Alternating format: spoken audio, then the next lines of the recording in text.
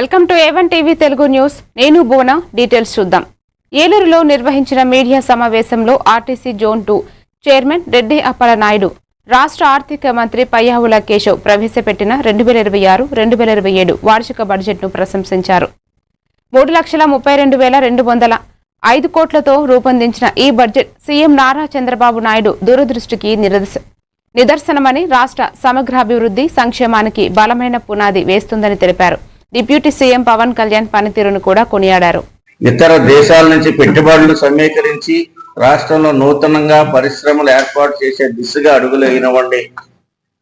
Irrigations కానీ, వైద్యాన్ని కానీ, విద్యారంగాన్ని కానీ, గృహ నిర్మాణాలను కానీ, అమరావతి పోలవరాన్ని కానీ అన్నింటినీ దృష్టిలో పెట్టుకొని ఈ రోజున 3,32,205 కోట్లతో కూటమి ప్రభుత్వం బడ్జెట్ ప్రవేశపెట్టడం జరిగింది. దాంట్లో గ్రామీణ ప్రాంతాలని ఒక దీనిగా తీసుకొని మరి 22,700 కోట్ల చిల్లరగా మరి పంచాయతీరాజ్ శాఖకి కేటాయించడం కానీ, మరి అదేవిధంగా మరి మున్సిపాలిటీలో కూడా మున్సిపల్ అడ్మినిస్ట్రేషన్ కూడా దాదాపు 15,000 కోట్లు దాన్ని కేటాయించడం కానివ్వండి, మరి మేజరు ఇరిగేషన్స్ సంబంధించి దాదాపు 9,000 కోట్ల పైన దానికి కేటాయించడం కానివ్వండి, మరి ఎన్టీఆర్ భరోసా ఏదైతే సామాజిక భద్రతా పెన్షన్ కార్యక్రమాన్ని చేపట్టిందో ప్రభుత్వం 4,000, 6,000, 10,000, 15,000 దేశంలో ఎక్కడా కూడా లేనటువంటి విధానాన్ని ఈ రోజున కూటమి ప్రభుత్వం నారా చంద్రబాబు నాయుడు గారు, పవన్ కళ్యాణ్ గారి సారథ్యంలో మరి రాష్ట్రంలో అమలు అవుతా ఉంది. దానికి పల్నాడు జిల్లాలో మెప్మా శాఖలో చోటు చేసుకున్న భారీ ఆర్థిక అవకతవకలపై కేసులు నమోదు అయ్యాయి. నకిలీ మహిళా సంఘాలు గ్రూపులు సృష్టించి సుమారు 9 కోట్ల రూపాయల నిధులను గోల్మాల్ చేసినట్లు ఆరోపణలు వెలుగులోకి వచ్చాయి. ఈ వ్యవహారంలో శాఖకు చెందిన 8 మంది అధికారులు సహకరించినట్లు గుర్తించారు. అవకతవకలపై పాల్పడిన అధికారులపై కఠిన చర్యలు తీసుకోవాలని జిల్లా అర్బన్ సమాఖ్య అధ్యక్షురాలు అఖిల ఫిర్యాదు చేశారు. ఆమె నరసరావుపేట 1 టౌన్ పోలీస్ స్టేషన్లో అధికారికంగా ఫిర్యాదు నమోదు చేశారు. అందరికీ నమస్కారం. నిన్న షేక్ అఖిల, ప్రెసిడెంట్ జిల్లా అర్బన్ సమాఖ్య నరసరావుపేట పల్నాడు డిస్ట్రిక్ట్ అనే ఆమె ఇచ్చిన రిపోర్టు మేరకు పల్నాడు జిల్లాలో మెప్మాలో డ్వాక్రా గ్రూప్స్లో తీసుకున్నటువంటి లోన్స్లో కొన్ని అవకతవకలు జరిగినాయని, వాటికి కమ్యూనిటీ ఆర్గనైజర్స్గా ఉన్నటువంటి మెప్మాలో ఉండి పనిచేసేటువంటి ఒక 8 మంది కారణమని, ఆ విధంగా 8 మంది ఆల్రెడీ ఎగ్జిస్టింగ్ గ్రూప్లో ఉన్న మెంబర్స్ తోటి ఇంకొక గ్రూప్స్ని, ఫేక్ గ్రూప్స్ని క్రియేట్ చేసి దాదాపు 81 గ్రూప్స్ అలాంటివి క్రియేట్ చేసి 3 బ్యాంకుల్లో సుమారు 9,59,00,000 మేర డబ్బులు లోన్స్ రూపంలో అక్రమంగా తీసుకొని వాటిని బ్యాంకుకి రిటర్న్ పే చేయకుండా అవి ఫ్రాడ్ చేశారనేది వాళ్ళు ఒక రిపోర్ట్ ఇచ్చారు. ఆ రిపోర్ట్ మేరకు కేసు రిజిస్టర్ చేయడం జరిగింది. అది దర్యాప్తు జరుగుతూ ఉంది. దర్యాప్తుని సాగిన తర్వాత ఇన్వెస్టిగేషన్ కంప్లీట్ చేసి వాళ్ళు ఎవరైతే నేరస్తులు ఉంటారో వాళ్ళ మీద తగు చర్యలు చట్ట ప్రకారం తీసుకోవడం జరుగుతుంది. అందరికీ నమస్కారం.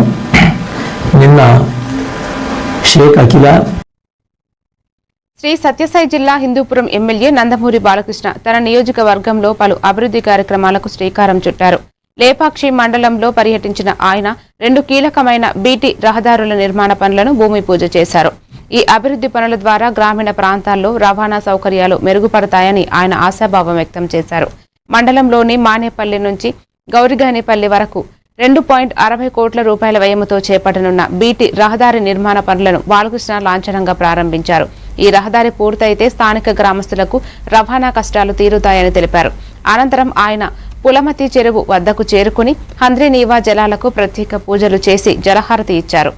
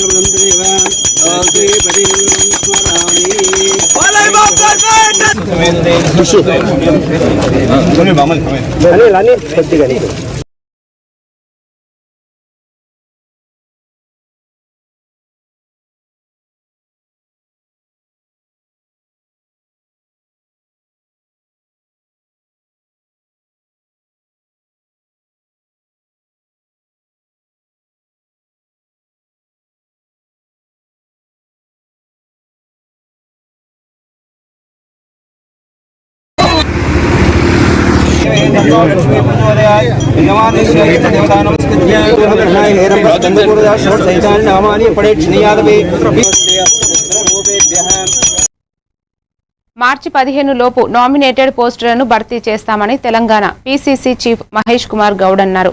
కాంగ్రెస్ పార్టీ పెద్దలతో సమావేశం అనంతరం ఆయన మీడియాతో మాట్లాడారు. తెలంగాణ మంత్రులందరితోనూ కాంగ్రెస్ అగ్రనాయకులు సమావేశమయ్యారని చెప్పారు. పార్టీ నిర్మాణం గురించి, అమలు చేస్తున్న సంక్షేమ పథకాల గురించి చర్చించినట్టు తెలిపారు. ఉప ఎన్నికలు, స్థానిక సంస్థల ఎన్నికల ఫలితాలపై రాహుల్ గాంధీ అభినందించారని చెప్పారు. ప్రజలు సంక్షేమాన్ని ఆస్వాదిస్తున్నారు కాబట్టే పార్టీని ఆశీర్వదించారని అన్నారు.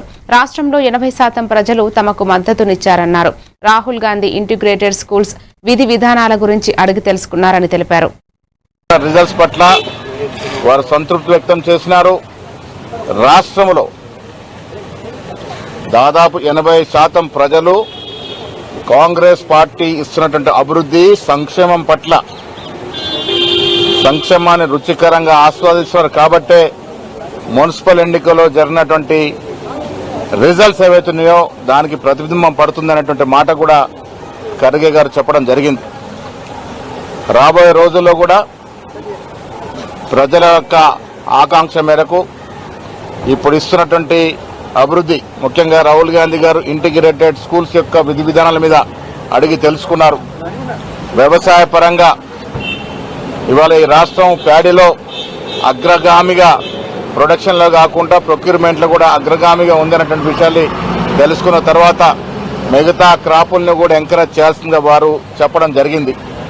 రాష్ట్రంలో రాజకీయంగా, ప్రభుత్వ పరంగా, పార్టీ పరంగా జరుగుతున్నటువంటి అన్ని అంశాల మీద వారు కూలంకషంగా చర్చ చేశారు. భవిష్యత్తులో తీసుకోవాల్సినటువంటి చర్యల గురించి కూడా వారు సూచనలు చేశారు. రిజల్ట్స్ పట్ల వారు సంతృప్తి వ్యక్తం చేసినారు. రాష్ట్రంలో దాదాపు 80% ప్రజలు కాంగ్రెస్ పార్టీ ఇస్తున్నటువంటి అభివృద్ధి, సంక్షేమం పట్ల. కడప జిల్లా ప్రొద్దుటూరు ఎమ్మెల్యే నంద్యాల వరదరాజురెడ్డి అసెంబ్లీ సమావేశంలో ప్రొద్దుటూరు నియోజకవర్గానికి ఉర్దూ హైస్కూల్, ఉర్దూ ఇంటర్మీడియట్ కళాశాల, ఉర్దూ డిగ్రీ కాలేజ్ మంజూరు చేయాలని ప్రభుత్వాన్ని కోరారు. జమ్మలమడుగు, మైదుకూరు, ఎర్రకుంట్ల, దువ్వూరు, చాపాడు వంటి పరిసర ప్రాంతాల నుంచి ముస్లిం విద్యార్థులు ఉన్నత విద్య కోసం ఇబ్బందులు పడుతున్నారని తెలిపారు. ఉర్దూ మాధ్యమంలో ఉన్నత విద్యా సౌకర్యాలు కల్పించడం ద్వారా విద్యార్థులకు మెరుగైన అవకాశాలు లభిస్తాయని స్పష్టం చేశారు. ప్రొద్దుటూరులో అక్కడ 40-50 సంవత్సరాల నుంచి హై స్కూల్ వరకే ఉండింది. 2008లో ఇంటర్మీడియట్ కాలేజ్ ఏర్పాటు చేయడం జరిగింది అధ్యక్ష. ఇప్పుడు వాళ్ళందరూ మనకి డిగ్రీ కాలేజ్ కావాలని కోరుతున్నారు. డిగ్రీ కాలేజీకి కావాల్సిన స్థలం కూడా ఉంది.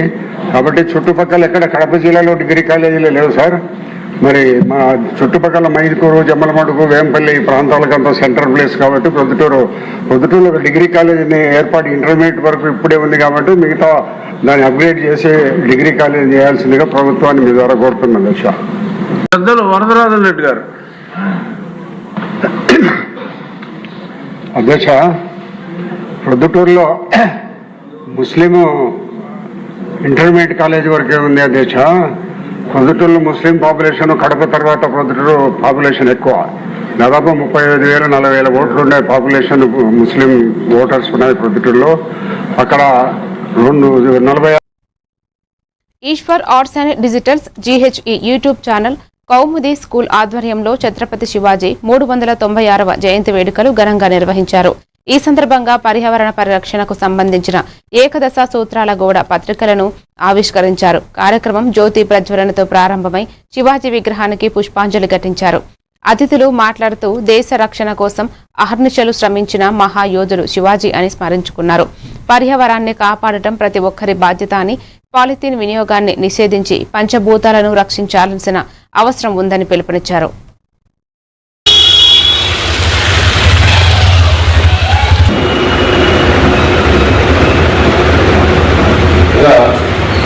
ఈశ్వరరావు గారు చేస్తున్నటువంటి ప్రజాహిత సేవా కార్యక్రమాలు అందరూ కూడా చాలా ఉపయోగకరమైనవి. అంటే అందరికీ మొక్కలు నాటండి, అలాగే ఈ యొక్క చిన్నపిల్లల మీద జరుగుతున్న అత్యాచారాల మీద నేను ఖండించి వాళ్ళని జరగకుండా చూడడానికి వారు తీసుకునేది, అలాగే గంజాయి పక్షి గురించి, అలాగే మహిళల పట్ల మనం తీసుకోవాల్సిన జాగ్రత్తలు, అలాగే ఈ యొక్క చిన్నపిల్లలు ఈ పబ్జి ఆన్లైన్ గేమ్స్ ఆడి ఏ విధంగా వాళ్ళ భవిష్యత్తును నాశనం చేసుకున్నారు, ఇలా ఒక 11 అంశాల మీద ఒక అవేర్నెస్ క్రియేట్ చేయడానికి ఈశ్వరరావు గారు తీసుకున్న చొరవ చాలా మంచి కార్యక్రమం. ఇది విజయవంతం అవ్వాలి, ప్రజల్లో మంచి మార్పు వచ్చి ఒక మంచి సమాజాన్ని సృష్టించాలి.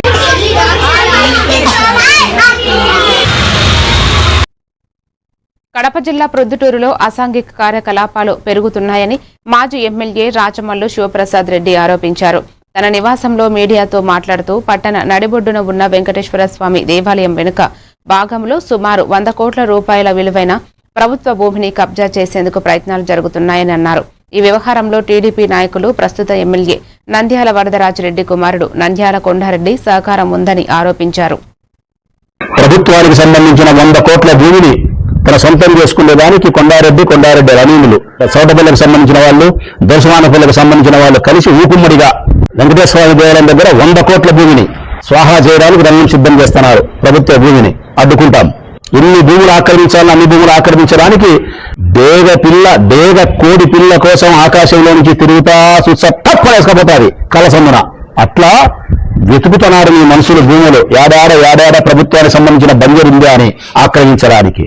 నీ కొడుకు ఈ పాపర పనులన్నీ నీ కొడుకు చేస్తే నువ్వు అసెంబ్లీలో కూర్చొని నీతివంతమైన మాటలు మాట్లాడతావా? నీ కొడుకుని ఇంట్లో చేస్తావన్న సత్యం నీకు తెలియదా? నీకు తెలియకుండా నీ కొడుకు ఎన్ని చేస్తా.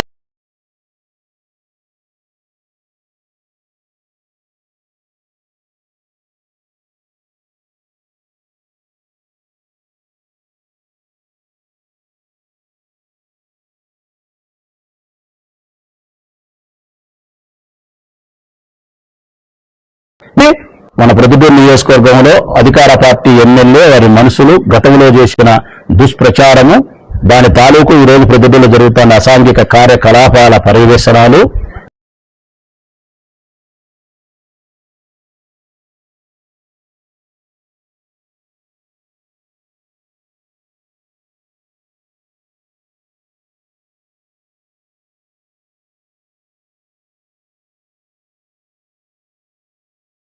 ప్రజలు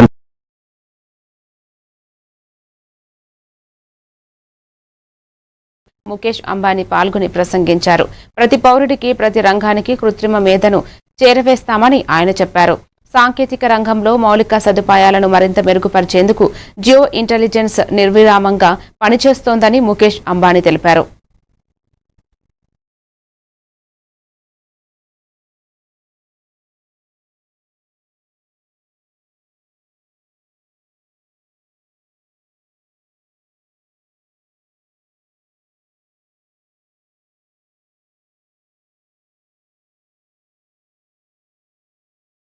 every sector of the economy and every facet of social development and every service of government.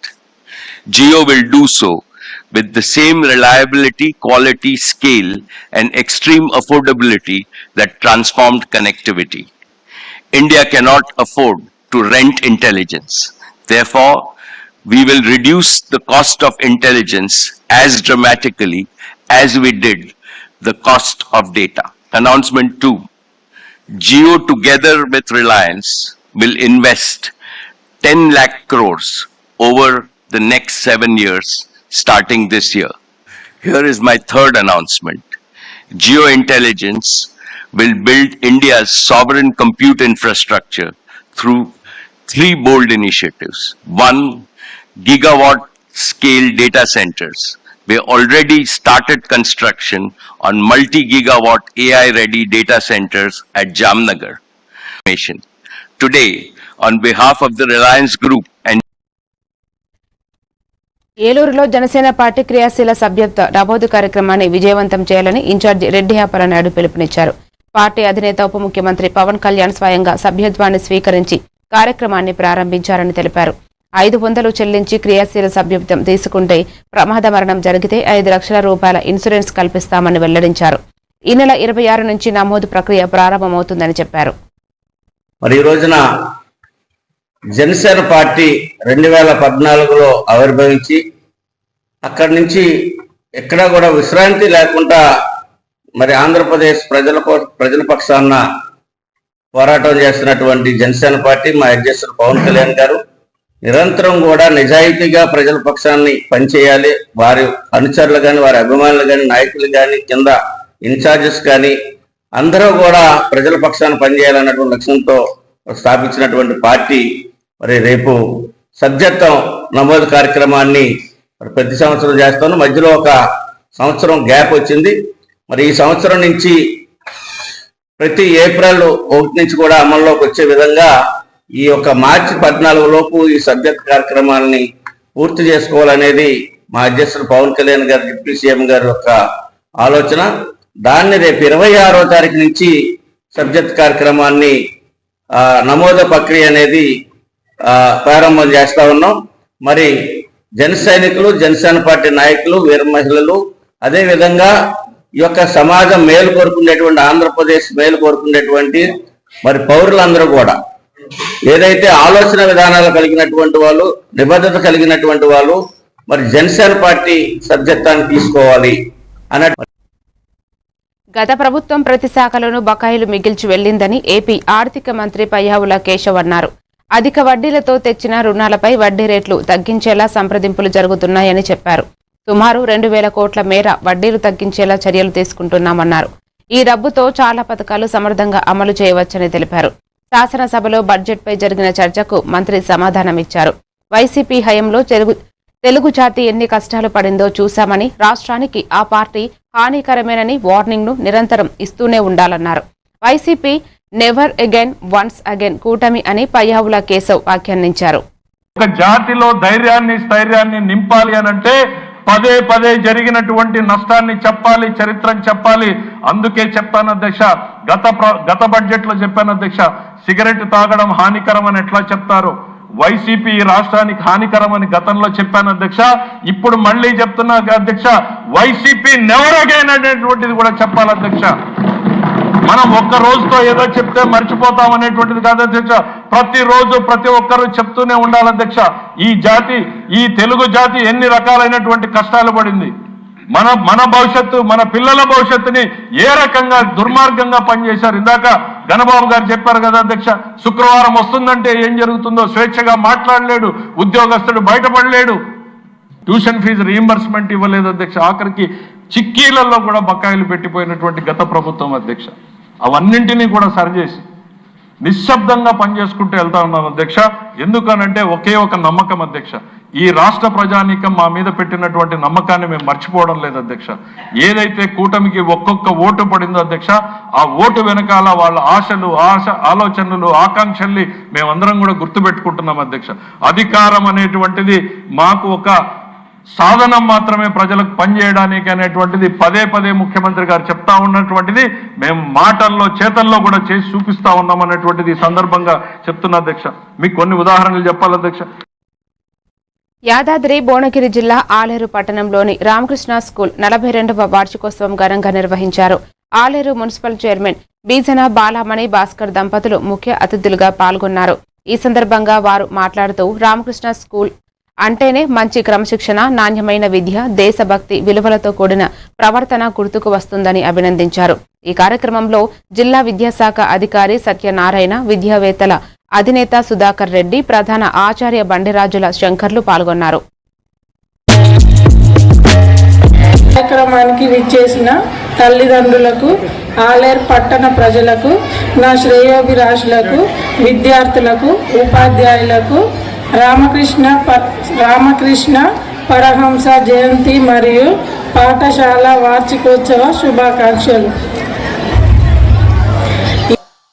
మా పాఠశాలలో చదువుతున్నటువంటి విద్యార్థుల తల్లిదండ్రులు కూడా నా మీద నమ్మకంతో ఈ పాఠశాలలో వెత్తే పిల్లలు క్రమశిక్షణతో ఉంటారనేటువంటి ఆశయంతో, ఆలోచనతో, నమ్మకంతో పంపిస్తున్నారు. నేను వాళ్ళ ఆశను వమ్ము చేయకుండా ఆ విధంగానే విద్యాబోధన చేస్తున్నాను. ఇప్పటి వరకు దాదాపు 40 SSC బ్యాచ్లు ఈ పాఠశాల నుంచి వెళ్ళడం జరిగింది. చాలా మంది విద్యార్థులు ఉన్నత పదవుల్లో ఉన్నారు. అటు పోలీసు రంగంలో కావచ్చు, తర్వాత ఆర్మీలో కావచ్చు, ఉపాధ్యాయులు కావచ్చు, విదేశాల్లో ఉన్న వాళ్ళు కొంతమంది ఇంజనీర్లుగా, డాక్టర్లుగా, రకరకాలుగా విభిన్న రంగాల్లో మా యొక్క విద్యార్థులు తమ యొక్క జీవితాలను కొనసాగిస్తూ సేవ చేస్తున్నారు. గర్వంగా అనిపిస్తుంది. ఎందుకంటే చిన్న పిల్లలు ఎదిగి పెద్దవాళ్ళు సేవ చేస్తున్నప్పుడు అంతకంటే ఆనందం లేదు. ఆ పిల్లలు కలిసినప్పుడు అప్పుడప్పుడు మీ వల్లనే మేము ఈ విధంగా ఉన్నామని చెప్పి వాళ్ళు అన్నప్పుడు చాలా సంతోషం వేస్తుంది. అది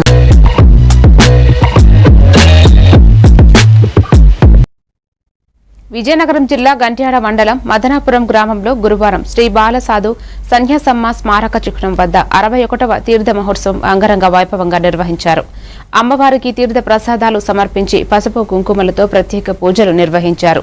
ప్రతి సంవత్సరం మహాశివరాత్రి తర్వాత 3 రోజులకే ఈ మహోత్సవాన్ని నిర్వహించడం ప్రత్యేకంగా నిలుస్తోంది. ఈ కార్యక్రమంలో రంది చిన్న రామనాయుడు, రంది సన్యాసి నాయుడు, చుక్క కృష్ణ, రంది సరోజిని, వర్రి సునీత తదితరులు పాల్గొన్నారు.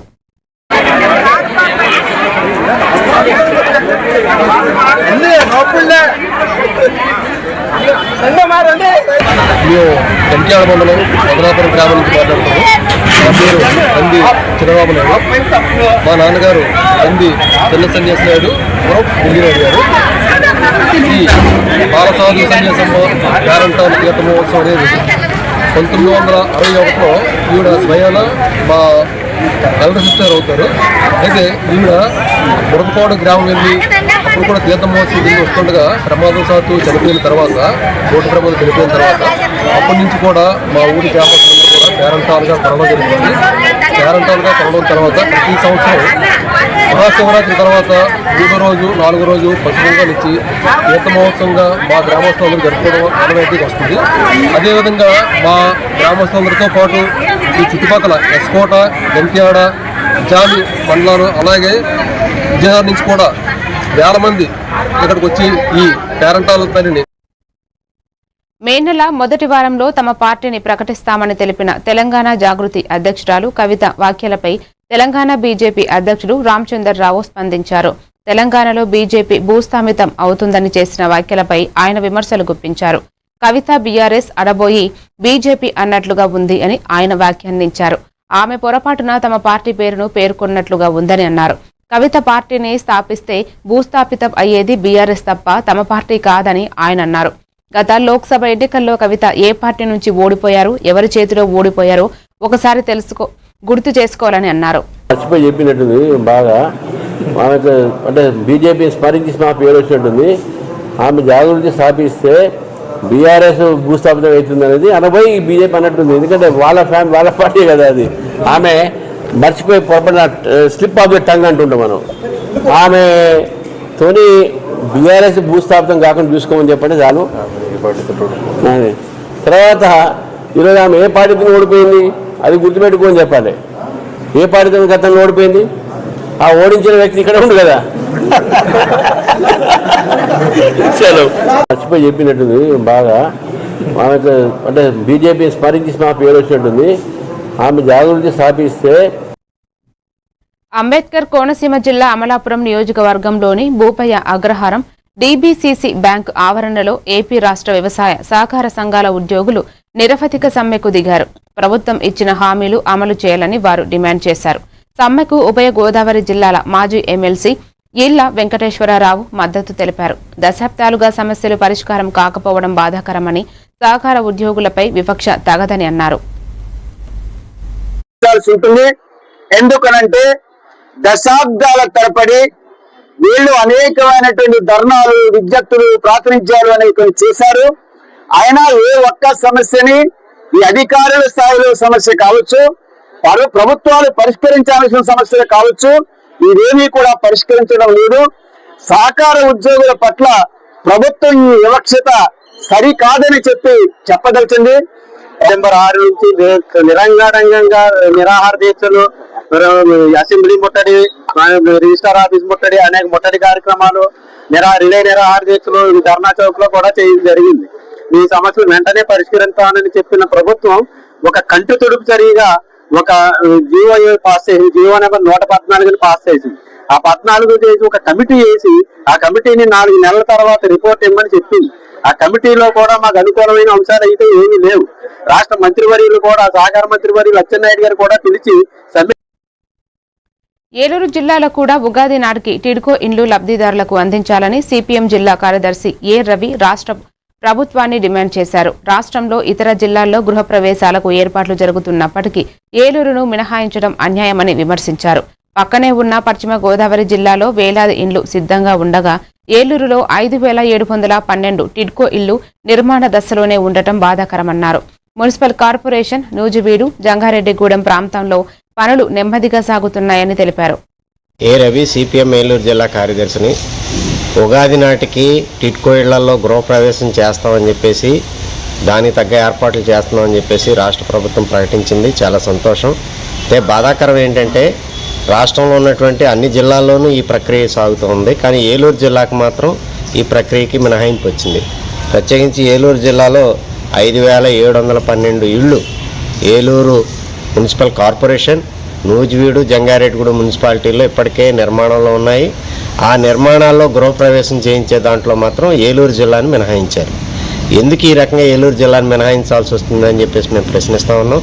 మొత్తం రాష్ట్రంలో అన్ని ప్రాంతాల్లో కూడా ఉగాది నాటికి కొన్ని గృహాలకు సంబంధించిన గృహప్రవేశం కల్పిస్తామని చెప్పి అంతకు మించి కూటమి సర్కారు ఎన్నికల ముందు హామీల్లో మేము తప్పనిసరిగా అధికారంలోకి వస్తే టిట్నా ఇప్పటికీ సక్రమంగా సాగలేదు. ఇప్పుడు జరుగుతున్న దాంట్లో కూడా ఏలూరుని పక్కన పెట్టారు. ఇప్పుడు సర్కారు కూడా వ్యవహరిస్తూ ఉంది. ఎప్పటికైనా ప్రజల యొక్క మనోభావాలను గమనించి వాళ్ళు కట్టిన డబ్బులకి తగ్గట్టుగా లబ్ధిదారులకి ఆ ఇళ్ళు అప్పగించే ప్రక్రియ చేయాలి. ఖచ్చితంగా ఉగాది నాటికి గృహప్రవేశాల ప్రక్రియలో ఏలూరు జిల్లాను కూడా చేర్చాలని చెప్పేసి మేము డిమాండ్ చేస్తున్నాం. లేని పక్షంలో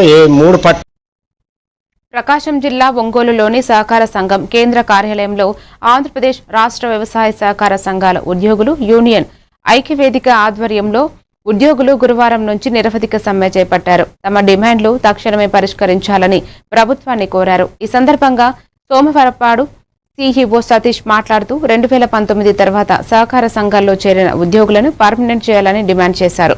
అదేవిధంగా ఉద్యోగుల కోసం 20 లక్షల వరకు ఇన్సూరెన్స్ పాలసీ ప్రీమియాన్ని ప్రభుత్వం భరించాలని కోరారు. సమస్యలు పరిష్కారం అయ్యేంత వరకు సమ్మె కొనసాగిస్తామని స్పష్టం చేశారు.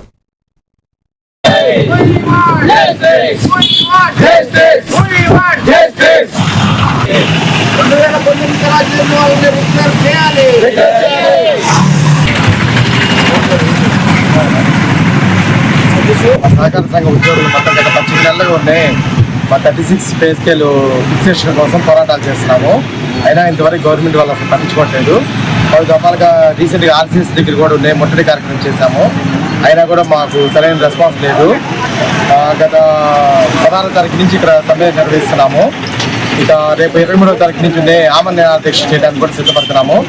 కావున గవర్నమెంట్ ఏమన్నా సహకరించి మా కోరికలు తీర్చాలని కోరుతున్నాము. ఇప్పుడు ఈ సమ్మె వల్ల రైతాంగం చాలా నష్టపోతుంది. కావున మాకు న్యాయం చేసి 36 అమలు చేసి 2019 తర్వాత చేరిన వాళ్ళ మొత్తాన్ని రెగ్యులర్ చేసి డ్యూటీ పద్ధతులు రద్దు చేయవలసిందిగా. మరిన్ని డీటెయిల్స్ తో మళ్ళీ కలుద్దాం. Keep watching A1 TV Telugu news.